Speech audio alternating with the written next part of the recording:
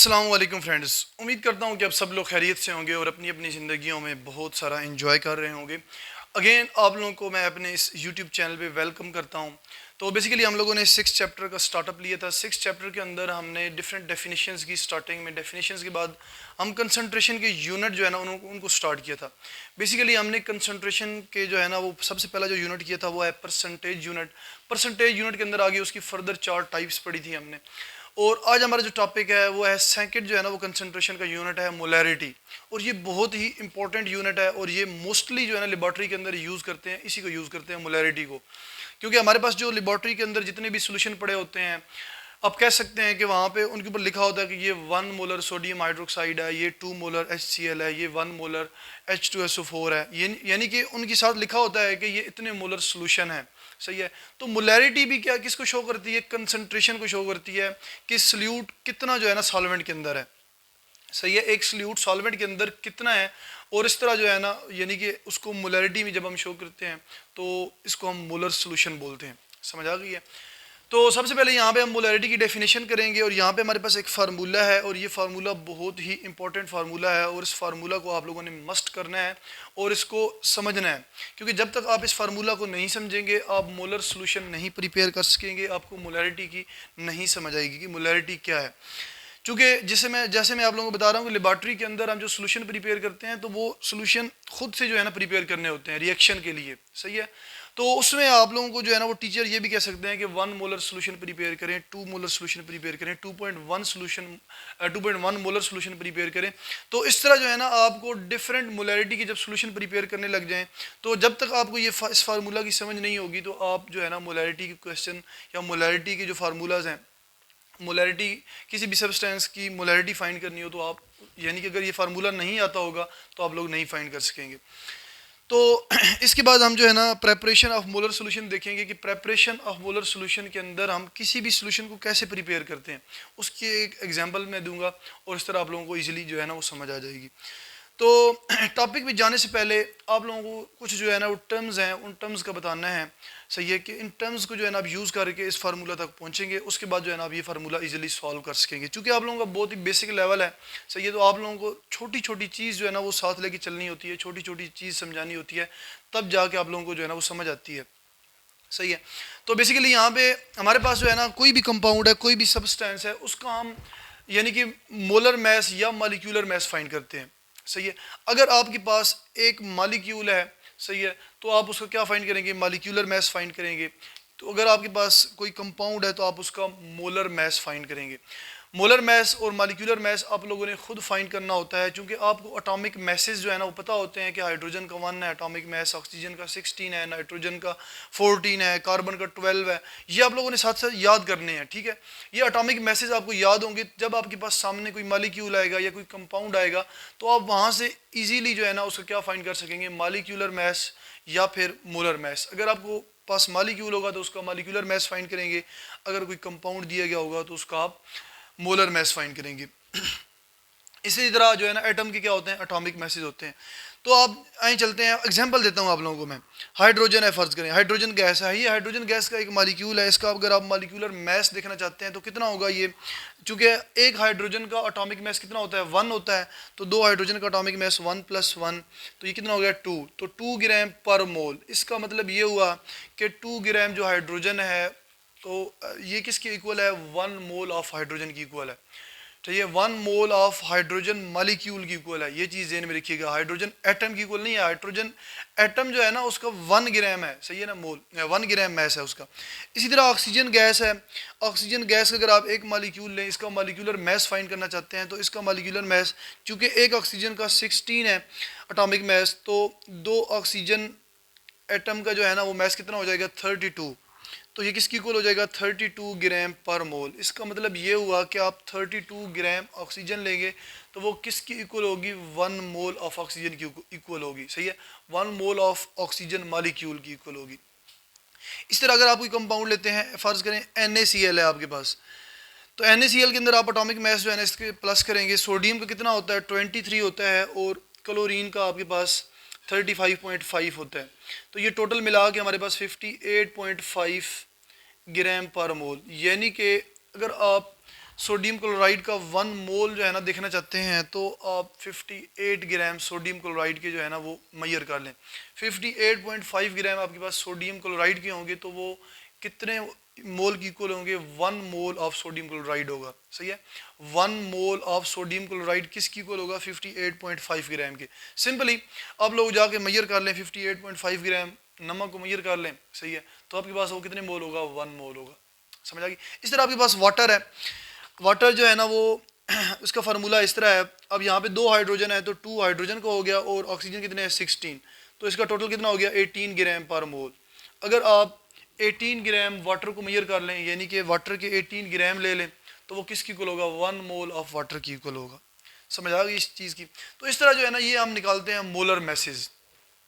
ये हमारे पास क्या है? Molar mass. अब कोई भी आपके पास सब्सटेंस है, HCl है, H2SO4 है, कोई भी एसिड है, बेस है, कोई भी सब्सटेंस है, आप उसका मोलर मैस इस तरह इजीली फार्मूला से फाइंड कर सकेंगे।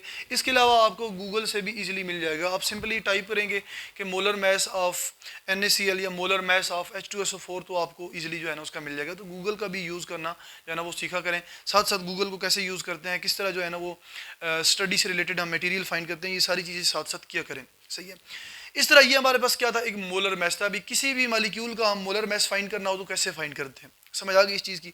अब आ जाते हैं कि आपके पास अगर फ़र्ज़ करें कि मैं आपको दे दूं 10 ग्राम वाटर दे दूं और मैं आपको बोलूं कि इसमें कितने नंबर ऑफ मोल है, तो तब आप कैसे फाइंड करेंगे? वैसे तो आपको पता है कि अगर 18 ग्राम आप वाटर के कर लेंगे तो आपके पास 1 मोल होगा। सही है, लेकिन अगर आपके पास मैं दे दूं कि ये 10 ग्राम वाटर है, इसके अंदर कितने मोल है, अब बताएं मुझे, तो फिर आप कैसे फाइंड करेंगे? फिर हमारे पास एक फार्मूला है, N is equal to small m over capital M। सही है, N शो कर रहा है नंबर ऑफ मोल को। N का मतलब क्या है? Number of mole. M का मतलब क्या है? मैस। जो मैस मैं आपको दे रहा हूं ना, ये वाला मैस है, डिवाइडेड बाई कैपिटल M का मतलब है मोलर मैस। सही है, फर्ज करें मैं आपको कितने ग्राम दे रहा हूँ? 10 ग्राम दे रहा हूँ। किसके? वाटर के। कि इसमें कितने नंबर ऑफ मोल है, तो आप नंबर ऑफ मोल फाइंड कर सकेंगे। मैंने आपको कितने दिए? 10 ग्राम दिए, और मोलर मैस वाटर कितना है हमारे पास? 18 ग्राम पर मोल।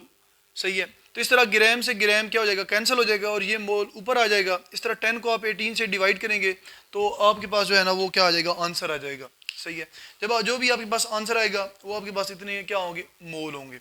समझ आ गई इस चीज़ की? तो इस तरह जो है ना, फ़र्ज़ करें मैं आपको कह दूं कि जी 9 ग्राम जो है ना वो वाटर है, तो अब यहाँ पे अगर फ़र्ज़ करें क्या कर लेंगे? 9 कर लेंगे, तो 9 को आप डिवाइड कर लेंगे। 9 1 0 1, 9 2 0 18, तो 1/2, तो यानी कि 0.5 मोल होंगे। सही हो गया।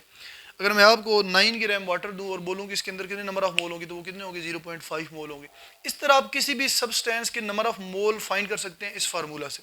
सही है, ये N का मतलब है number of mole, M small m का मतलब है मैस, गिवन मैस, जो फर्ज करें मैंने आपको दिया है या कोई और केमिस्ट आपको देगा, वो 50 ग्राम भी हो सकता है, मतलब कि यानी कि जितना भी दिया गया होगा आपको गिवन मैस होगा M।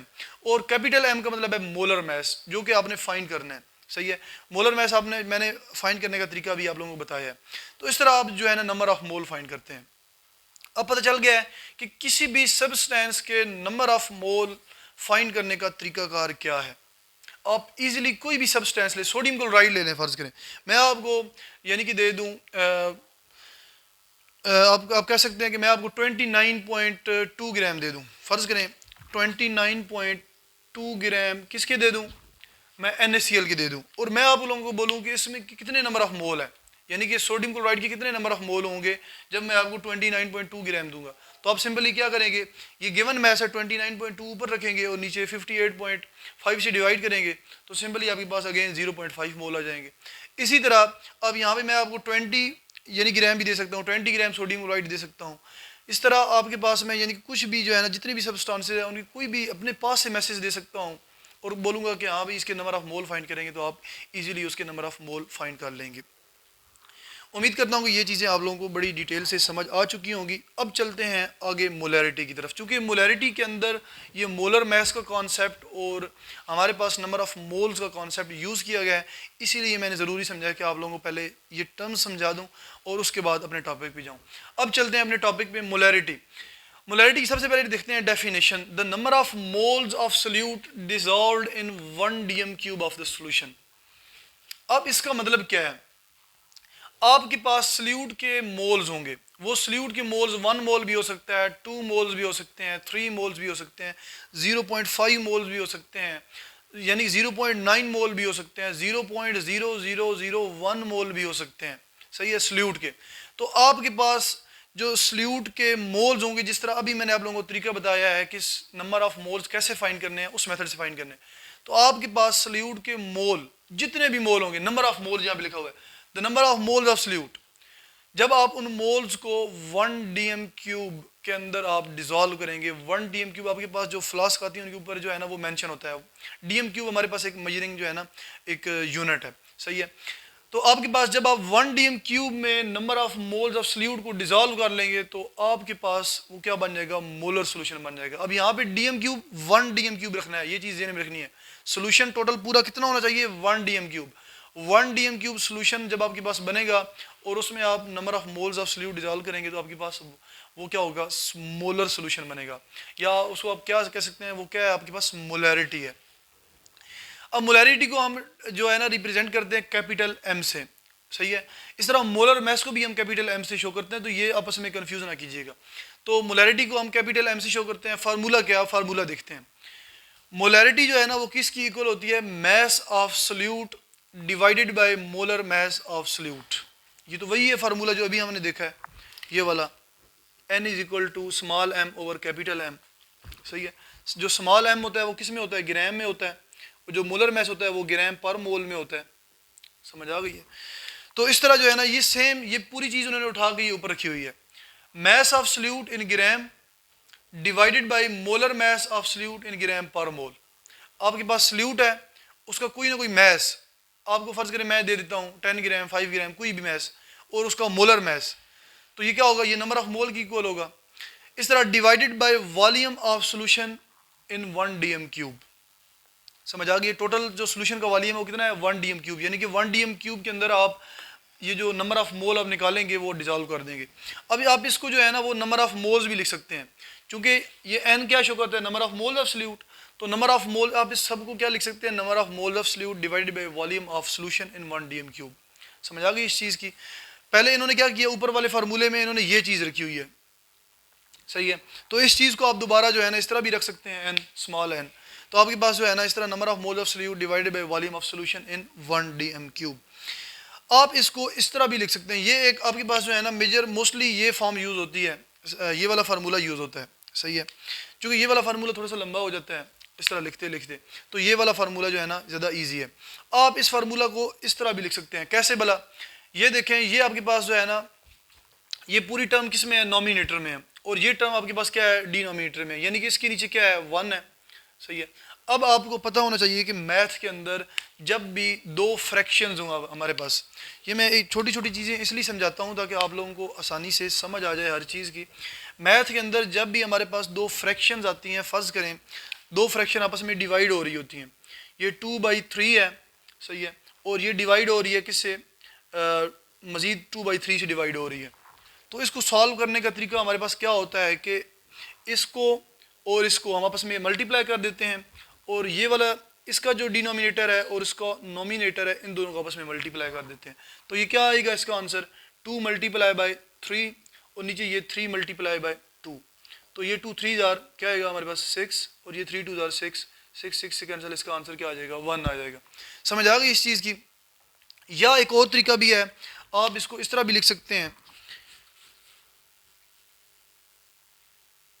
कि अगर आपके पास ये क्या है 2/3 है और ये भी क्या है 2/3 है, अगर ये आपस में क्या हो रहे हैं, डिवाइड हो रहे हैं इस तरह, तो आप सिंपली इसको इस तरह लिख सकते हैं 2/3, ये ऊपर वाला ऐसे लिखा, और नीचे वाला जब ऊपर आएगा तो ये 3 ऊपर चला जाएगा और 2 नीचे रह जाएगा, इस तरह करके।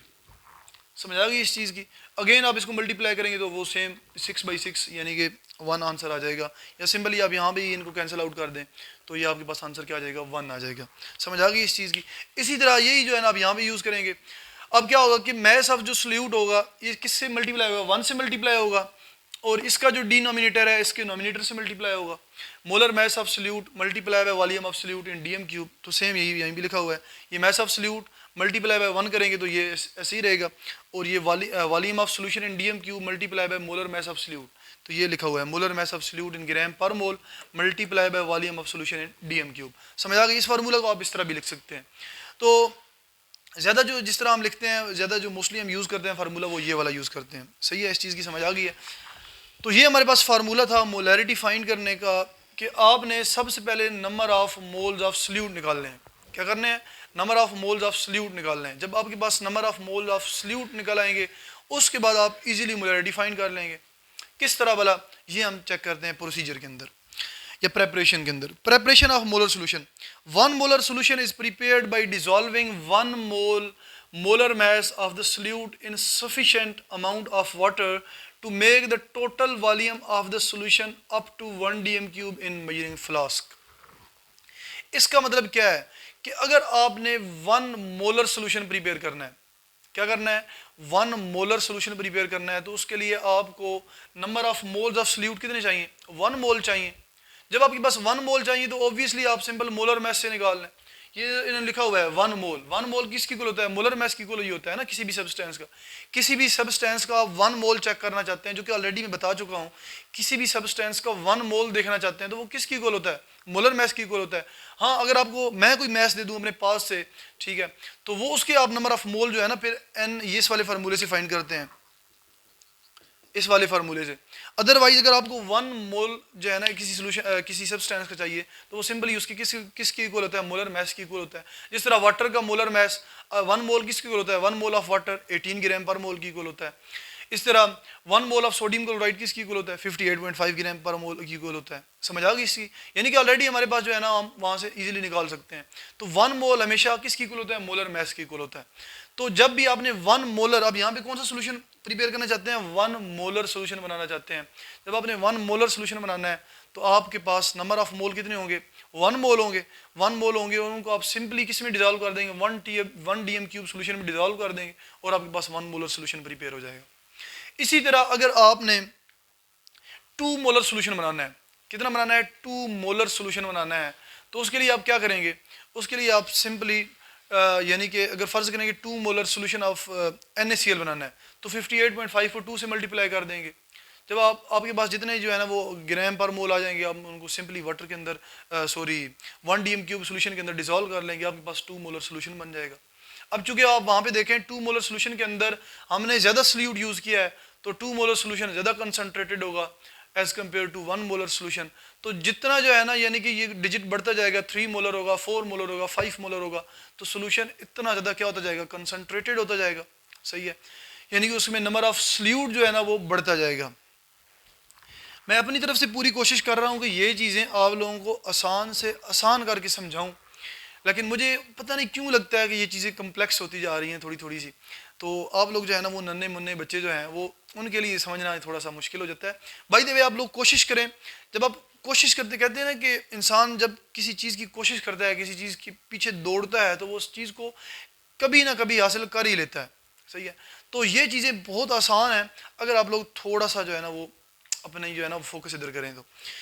तो अगेन बताने जा रहा हूँ कि अगर आपने यहाँ पे इन्होंने सिंपल 1 मोलर का बोला है, यहाँ पे ये 1.5 मोलर भी कह सकते हैं, 2 मोलर भी कह सकते हैं, 3 मोलर, 3.5, 5.5, आप किसी भी कितनी भी मोलरिटी का, ये आपको टीचर बताएंगे कि हाँ भाई आपने इस रिएक्शन के लिए 2.5 मोलर HCl का सोल्यूशन बनाना है, या 1 मोलर HCl का सोल्यूशन बनाना है, या 0.5 मोलर HCl सोल्यूशन बनाना है, तो आपने वो खुद प्रिपेयर करना है ये वाला फार्मूला यूज़ करके। अब यहाँ पे देखते हैं फॉर एग्जाम्पल। अब इस एग्जाम्पल से आप लोगों को मजीद क्लियर हो जाना है। 1 molar solution of sodium hydroxide. अब आपको एक टीचर कहते हैं कि 1 मोलर सोडियम हाइड्रोक्साइड का सोल्यूशन बनाएं, तो आप कैसे बनाएंगे? Is prepared by dissolving 40 gram of NaOH। अब आपने 1 मोलर किसका बनाना है? NaOH का सोल्यूशन बनाना है। आपके पास फार्मूला मोलरिटी का क्या है? ये M है। आगे यहाँ पे क्या है? Number of moles of solute है, या number of moles of NaOH। चूंकि आप यहाँ पे NaOH देख रहे हैं, तो number of moles of NaOH करेंगे और divided by volume of solution करेंगे। वॉल्यूम ऑफ सोल्यूशन कितना है? 1 डीएम क्यूब। ये चीज देने में रखनी है 1 डीएम क्यूब यहाँ पे। अब यहाँ पे आप number of mole of NaOH कैसे निकालेंगे? सिंपली यहाँ पे इन्होंने 1 मोलर बोला है, तो आपको 1 मोल ऑफ NaOH किसकी इक्वल होगा? 1 मोल ऑफ NaOH। तो किसकी इक्वल होगा ये, Na कितना है हमारे पास 23 और ऑक्सीजन कितना है 16, हाइड्रोजन कितना है 1, सही है। तो ये NaOH हो गया, तो ये टोटल कितना हो गया हमारे पास 40 ग्राम पर मोल हो गया। यानी कि अगर आपने NaOH का 1 मोलर सोल्यूशन बनाना है तो आपने सिंपली 40 ग्राम जाके लेबॉर्ट्री में जो है ना सॉलिड सोडियम हाइड्रोक्साइड के ले लेने हैं। 40 ग्राम अगर लिक्विड है तो लिक्विड फॉर्म में ले लें, और अगर सॉलिड फॉर्म है तो सॉलिड फॉर्म में ले लें। 40 ग्राम आपने किसके लेने हैं, सोडियम हाइड्रोक्साइड के लेने हैं, और जाके आपके पास एक बड़े वाली टेस्ट ट्यूब फ्लास्क होगी, सही है, जिसके ऊपर जो है ना वो वॉल्यूम लिखा होगा 1 DM³ 2 DM³ 3 DM³। तो आपने 1 DM³ तक उसको क्या करना है, फिल करना है। पहले उसके अंदर आपने 40 ग्राम NaOH डालना है, सही है। सबसे पहले 40 ग्राम NaOH डाल के उसके बाद आपने उसको फिल करना है 1 DM³, यानी कि 1 DM³ तक उसको आपने क्या कर लेना है, फिल कर लेना है, उसको स्टिर कर लेना है। इस तरह आपके पास 1 मोलर NaOH सोल्यूशन प्रिपेयर हो जाएगा, सही है। तो इस तरह हमारा ये टॉपिक एंड होता है यहाँ पे। तो ये बहुत ही आसान टॉपिक था, थोड़ा सा कॉम्प्लेक्स भी था, सही है। तो आप लोग अगर इसको एक दफ़ा नहीं समझ आई तो दोबारा वीडियोस देखें, आप लोगों को आसानी से समझ आ जाएगी। आप लोगों को मैं टास्क दे देता हूँ, ठीक है ना, ये आप लोग घर से कर लीजिएगा, और अगर कहीं पे समझ ना आई तो आप लोग जो है ना कमेंट सेक्शन में मुझे बता दीजिएगा। तो मैंने अब आज से एक और प्लान भी बनाया है कि हर जो है ना टॉपिक पे एंड पे आप लोगों को एक मैं छोटा सा यानी कि टास्क दूँ, आप लोग घर से करें। इस तरह आप लोगों को जो है ना टॉपिक की बेस्ट जो है ना अंडरस्टैंडिंग होगी, समझ आ गई है। तो आप लोगों ने घर से बनाना है जी 2.5 मोलर HCl बनाना है एक, सही है, पहला क्वेश्चन है। दूसरा आप लोगों ने 0.95 मोलर H2SO4 का सोल्यूशन बनाना है, समझ आ गई। उसके बाद आपने 9 मोलर NaCl का सोल्यूशन बनाना है। ये 3 क्वेश्चन है आप लोगों के पास। ये 3 क्वेश्चन आप लोगों ने जो है ना घर से करने हैं, और अगर कहीं भी कोई मसला बना तो आप लोग कमेंट सेक्शन के अंदर मुझे बता सकते हैं कि सर हमसे ये नहीं हो रहा, सही है। तो तरीका मैंने बता दिया है, अगर एक दफ़ा समझ नहीं आई तो दूसरी दफ़ा लेक्चर को देख लें। तो ये लेक्चर बहुत लंबे हो जाते हैं, आप देखते हैं कि ये टॉपिक बड़े छोटे छोटे से टॉपिक है। कॉलेजेस स्कूल के अंदर आप देखें तो टीचर जो है ना इसको बड़ी जल्दी यानी ख़त्म कर देते हैं, 5-10 मिनट के अंदर समझा के साइड पे कर देते हैं। इसी वजह से बच्चों के कॉन्सेप्ट जो है ना स्ट्रांग नहीं हो पाते, और टीचर्स की भी कोई मिस्टेक नहीं होती। उसका रीज़न ये होता है कि उनके पास बड़ा लिमिटेड सा टाइम होता है आप लोगों को जो है ना यानी कि पढ़ाना भी होता है, फिर आप लोगों से सुनना भी होता है, आप लोगों की होमवर्क भी चेक करना होता है आधे पौने घंटे के अंदर, तो बड़ा यानी मुश्किल होता है। तो इसलिए चैनल स्टार्ट इसलिए किया गया है ताकि आप लोग जो है ना अपना एक्स्ट्रा टाइम दे के यहाँ पे चीज़ों को बेस्ट वे में अंडरस्टैंड कर सकें, और इस तरह जो है ना आप लोगों की लर्निंग जो है ना वो ज़्यादा बेस्ट होगी। तो इसी तरह मुझे भी अपनी दुआओं में याद रखिएगा। इंशाल्लाह मिलते हैं नेक्स्ट लेक्चर में, तभी तक के लिए अपना बहुत सारा ख्याल रखिएगा। ओके, अल्लाह हाफिज़।